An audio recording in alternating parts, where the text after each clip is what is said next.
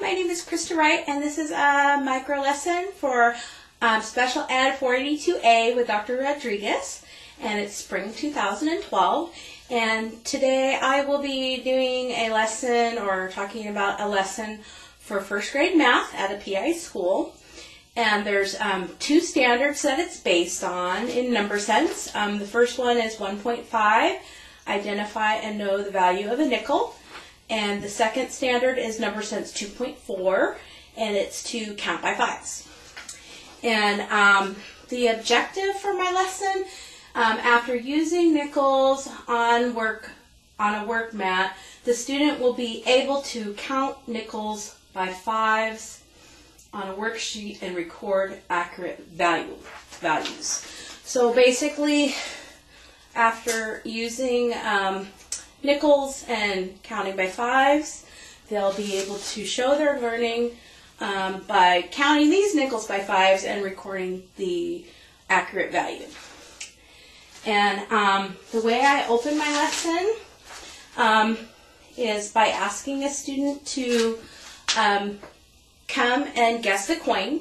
So I ask a volunteer to feel it and guess it, and then the other students kind of see if they got it right or not. And of course I will be giving them a nickel, and we will go over the attributes of a nickel that we've been talking about in class and how they differ from the other coins. And I kind of just state in my opening that today they're going to be practicing by counting by fives and practice counting nickels. And then we sit in a circle, and I have them count by fives one way and then reverse and count by fives the other ways, so they can hear the counting by fives. And this is a direct teaching model, and it's also co-teaching with stations. And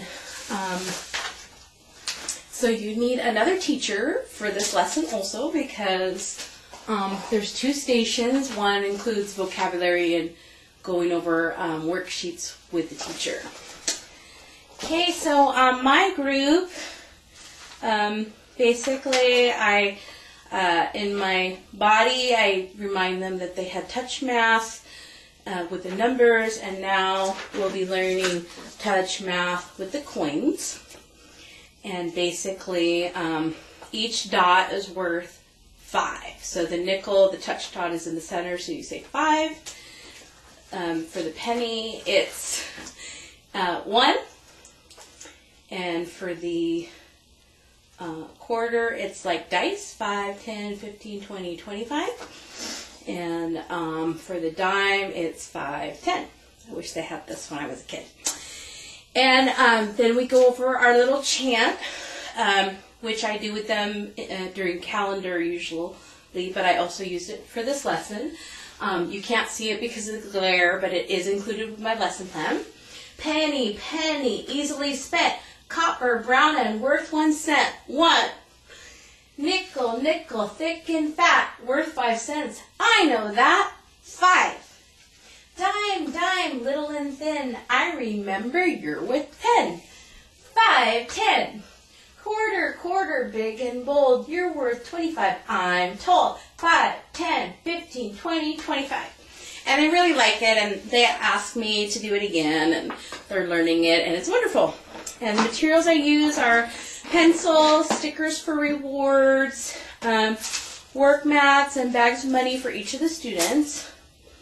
And basically, after we do the poster, I model counting nickels by 5. So I show them, this is a nickel, and we talk about the front and the back, which we've been talking about in class 2. So I just show them, okay, if I ask you to do 15 cents, show me on the board 15 cents. So 5, 10, 15. If I ask for 25 cents, show me 25 cents. 5, 10, 15, 20, 25. So I'll model that before I even give it to them. And then I'll review rules for using the manipulatives. And basically, students that aren't using them properly do get them taken away, but that hasn't happened. Thank goodness. And then when they return it to me, they need to zip it so that it doesn't go all over. So basically, my modification for the lower students in math, I give them more practice and simpler problems.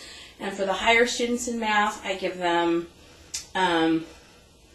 less time and harder problems. So I'd ask them, you know, show me 85 cents or show me $1 for the higher students. And then after they've practiced for 20 or 30 minutes, I do go to them individually and I ask them, you know, count by fives. And if they're not doing right, then I just give them guidance when necessary. And if they can't count by fives, I note that.